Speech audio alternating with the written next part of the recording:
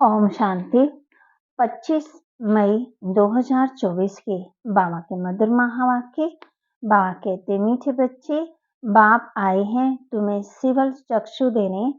तुम्हें ज्ञान का तीसरा नेत्र मिला है, इसलिए आंखें कभी भी कृमिल नहीं होनी चाहिए।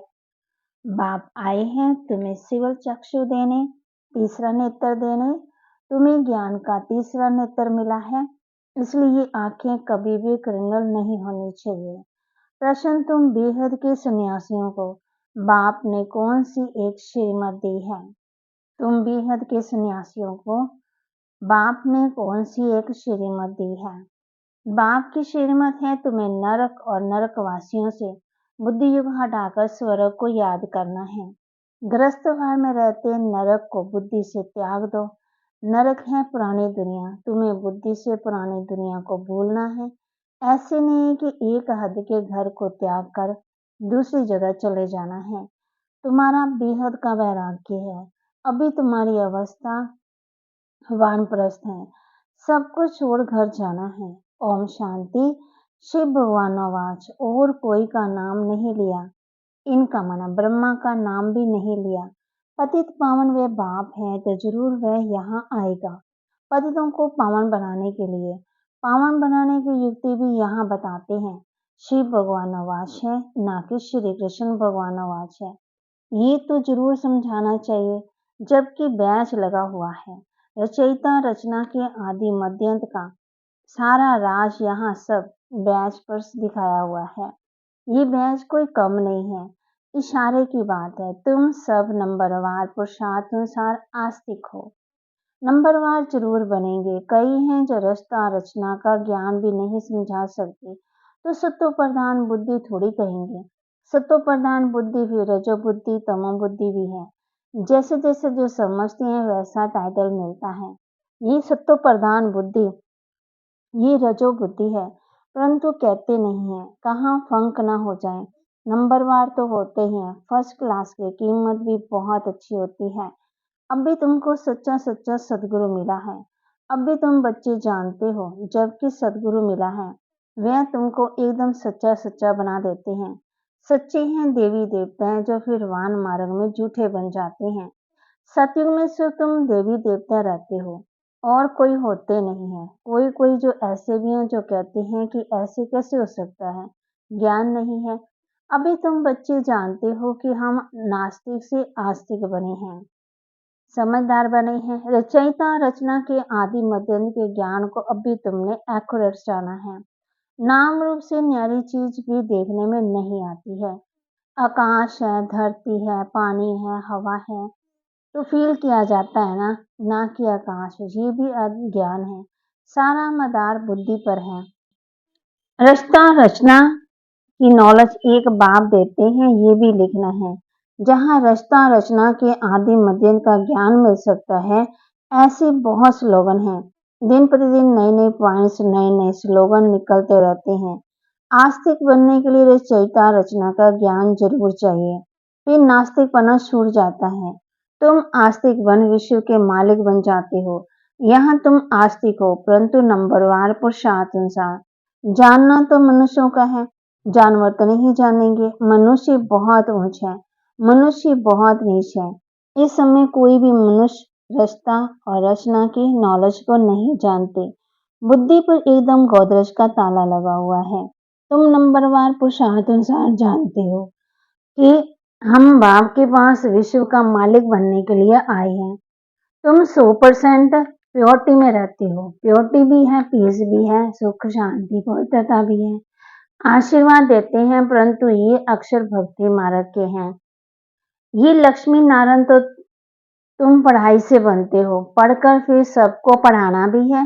स्कूल में कुमार कुमारियां जाते हैं पढ़ने के लिए, इकट्ठे होने से फिर बहुत खराब भी हो जा पड़ते हैं, क्योंकि क्रिमिनल आई है। क्रिमिनल आई होने के कारण पर्दा लगाते हैं।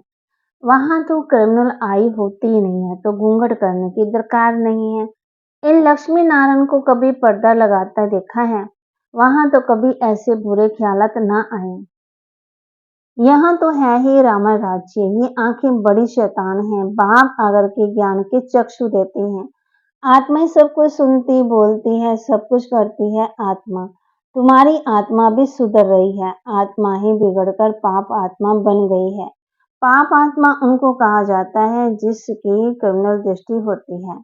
वह क्रिमिनल आई तो सिवाय बाप के कोई सुधार न सके। ज्ञान के सिवा चक्षु बाप ही देते हैं। ज्ञान भी तुम ही जानते हो ये ज्ञान को।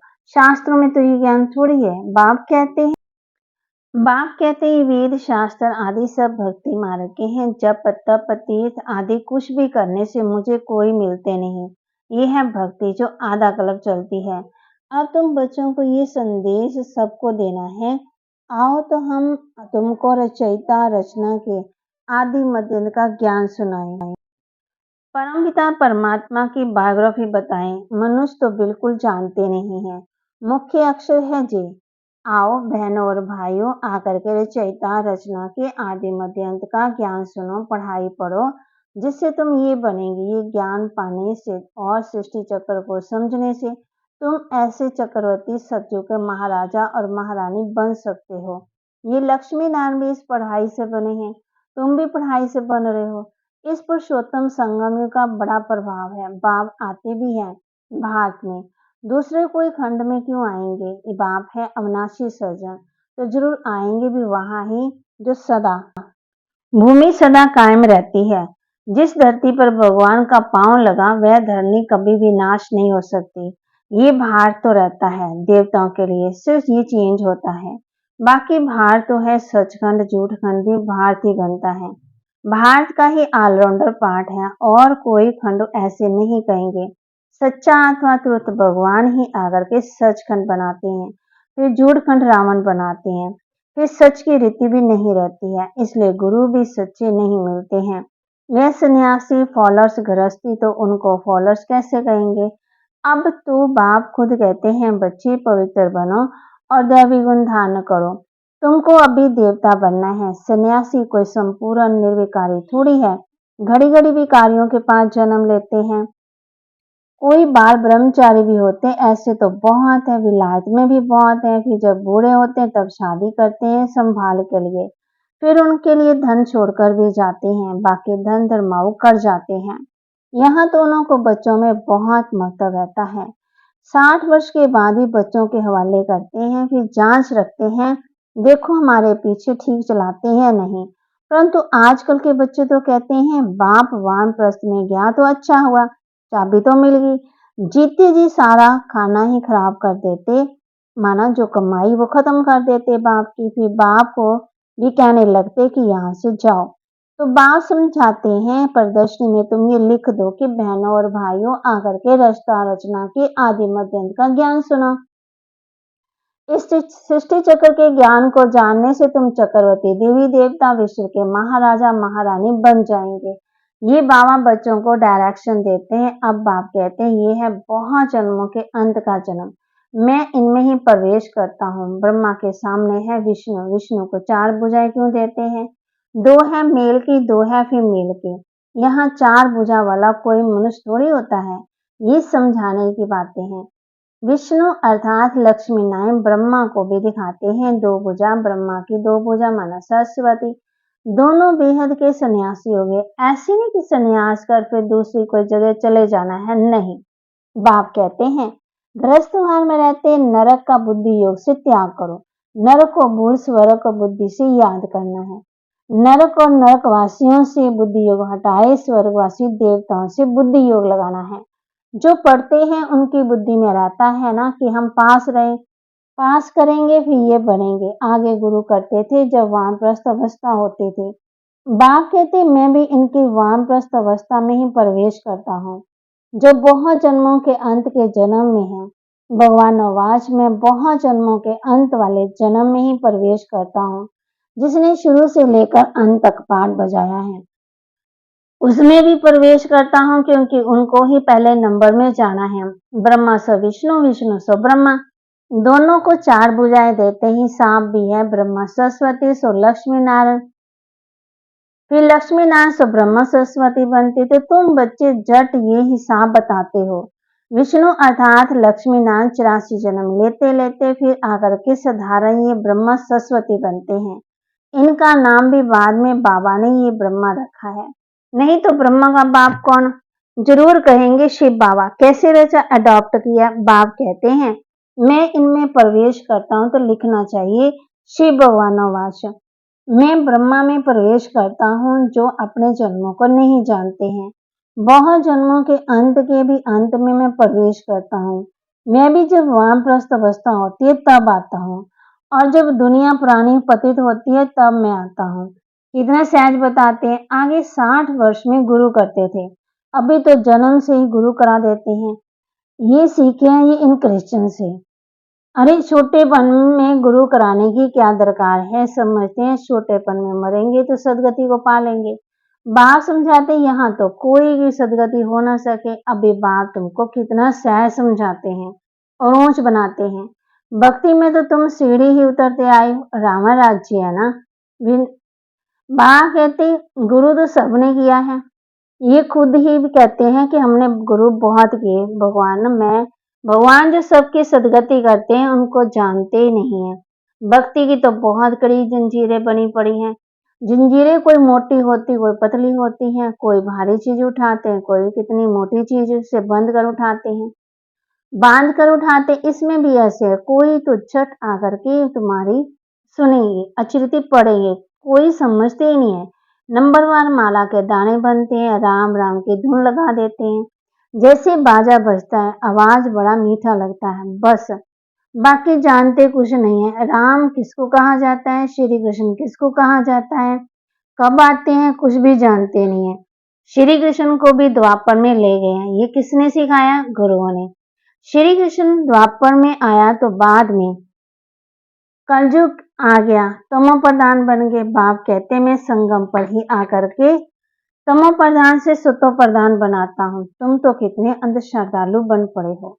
बाप समझाते हैं जो कांटों से फूल बनने वाले होंगे वे झट समझ जाएंगे, कहेंगे ये बिल्कुल ही सत्य बात है। कोई कोई लोग अच्छी रीति समझते हैं तो तुमको कहते हैं कि तुम बहुत अच्छा समझाते हो।